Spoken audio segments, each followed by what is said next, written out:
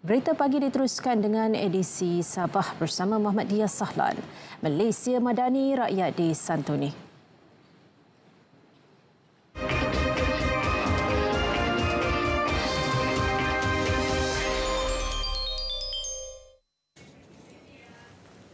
Satu unit anjing pengesan dadah K9 disumbangkan Persatuan Mencegah Dadah Malaysia Pemadam Sabah kepada Polis Sabah. Pengurusi Pemadam Sabah, Datuk James Ratib berkata, anjing bernama Junior DJR itu akan ditempatkan bersama Jabatan Siasatan Jenayah Narkotik bagi memperkukuh kawalan di pintu masuk negeri, terutama di lapangan terbang.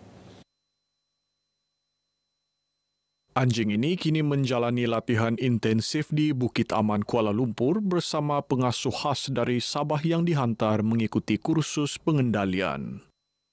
Mungkin juga kita akan perlu menambah anjing pengesahan ini untuk ditempatkan di pintu-pintu masuk Sabah. Terutama sekali di lapangan-lapangan terbang Sanakan, Tawau, Labuan dan juga Kota Kinabalu. Dan ini yang pentinglah. Kerana kita tengok lapangan-lapangan terbang ini dijadikan sebagai salah satu tempat pengiriman melalui Korea servis untuk menghantar dadah-dadah ini. Beliau berkata demikian dalam sidang media di Ibu Pejabat Polis Kontingen Sabah. Kos seekor anjing pengesan dianggarkan mencecah RM80,000, tidak termasuk perbelanjaan penyelenggaraan. Pemadam berharap kerajaan negeri dapat menambah bilangan unit K9 bagi mengekang aktiviti penyeludupan dadah di Sabah. Pusat Pemindahan Kekal PPK kedua di Sabah yang bakal menempatkan penduduk terjejas bencana di PITAS dijangka siap Jun tahun depan. Projek bernilai RM6.9 juta itu mula dibina pada 2023.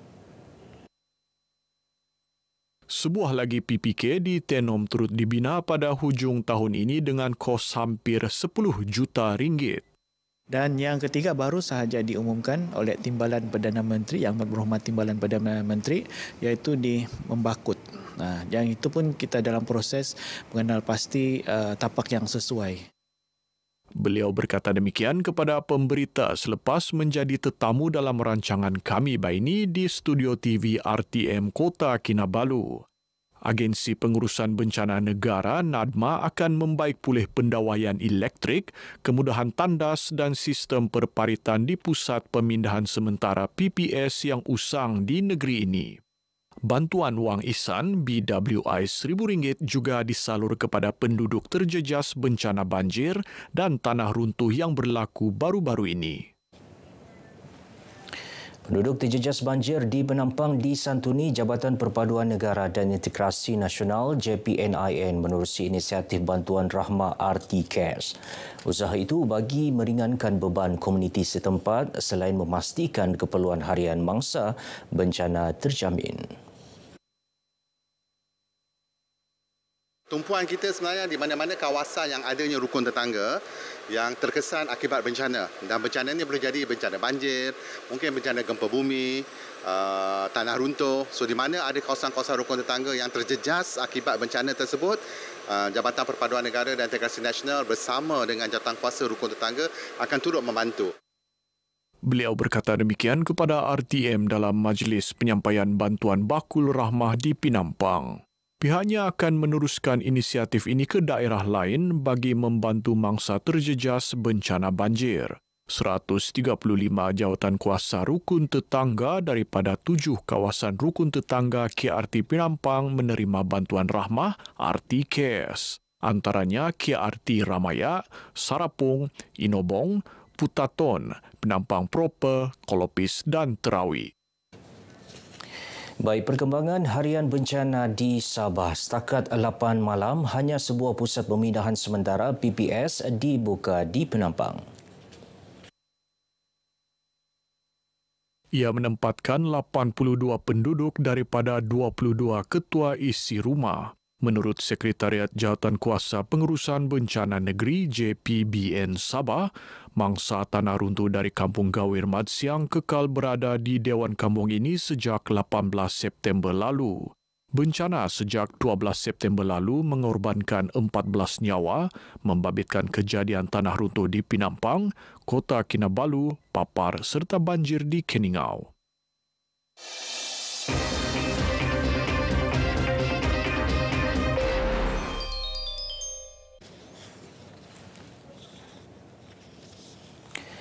Pembinaan Pusat Pemindahan Kekal PPK merupakan keperluan sebagai persediaan menghadapi situasi di luar jangka. Ia memainkan peranan penting terutama bagi kawasan yang berisiko kerap dilanda bencana.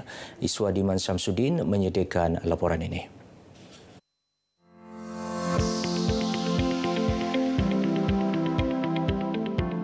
PPK Selagón di Beaufort adalah yang pertama dibina di negeri Sabah. Siap dibina pada tahun 2019 di atas tanah berkeluasan 2.02 hektar. Ia dilengkapi pelbagai kemudahan. Antaranya dewan yang boleh menempatkan penduduk terjejas banjir di dalam ni, lebih kurang maksimum dalam 600 orang lah penduduk. Selain daripada dewan, ada kemudahan tandas. Tandas di sini ada dalam 18 tu tandas dan juga bilik mandi lah yang disediakan. Dan kemudian ada disediakan juga surau untuk kemudahan penduduk beragama Islam menunaikan solat dan ibadah lain lah. Okay. Dan juga tempat memasak, kemudian kantin dan juga store beserta dengan bilik operasi lah kepada agensi-agensi di bawah JPBD untuk bermesyuarat dan juga melakukan perbincangan. Beaufort dipilih menjadi lokasi pertama pembinaan PPK ini kerana ia merupakan antara daerah yang sering terkesan banjir ketika musim luruan monsun. Dalam tahun ini saja kita telah dilanda banjir sebanyak 14 kali. Jadi maknanya kerap kali kita telah memindah penduduk kampung yang setaru terjejas ini ialah Suasa. Jalan Suasa ini dia ada 6 JKK, semua terlibat, dan jalan Bangkalalak kita ada 9 JKK, dan dicampur daripada Labi, daripada Balibata, Binunuk, Logan Singinan dan Bakalau dan tempat-tempat yang lain. Dan sudah menjadi satu destinasi PPK Selagón ini.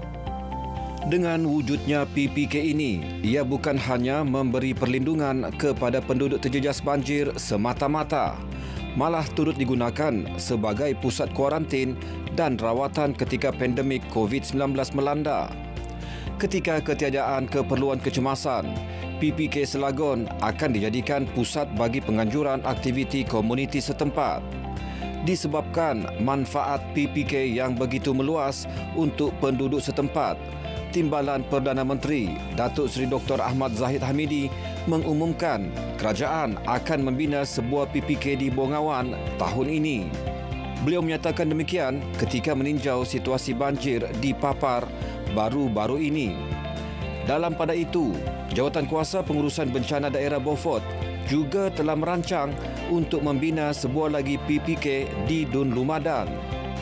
Baiklah saudara, PPK Selagón terbukti bukan sahaja memudahkan pengurusan Jawatankuasa Pengurusan Bencana Daerah di Beaufort ini, malah telah memberi kemudahan kepada penduduk terjejas banjir ataupun sebarang bencana yang berlaku. Iswadiman Syamsuddin, RTM.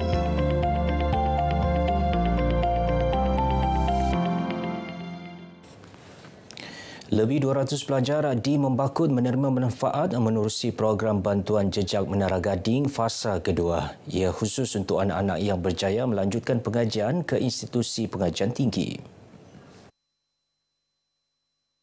Exko Agama dan Pendidikan Datuk Dr. Muhammad Arifin Muhammad Arif yang juga adun Membakut berkata program ini yang sudah berusia 17 tahun diadakan 2 kali setahun sebagai tanda sokongan kepada pelajar.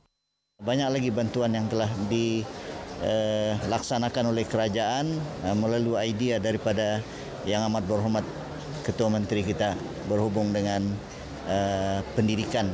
Lebih kurang 1.3 bilion telah dibelanjakan semenjak 4 tahun lebih kita memerintah untuk pendidikan sahaja. Tahun ini sahaja 5,000 pelajar Sabah menerima beasiswa, manakala 10,000 lagi dibantu melalui inisiatif Budi. Kerajaan negeri optimis pelajar yang berjaya menamatkan pengajian kelak dapat kembali berkhidmat kepada masyarakat sekaligus menyumbang kepada pembangunan Sabah.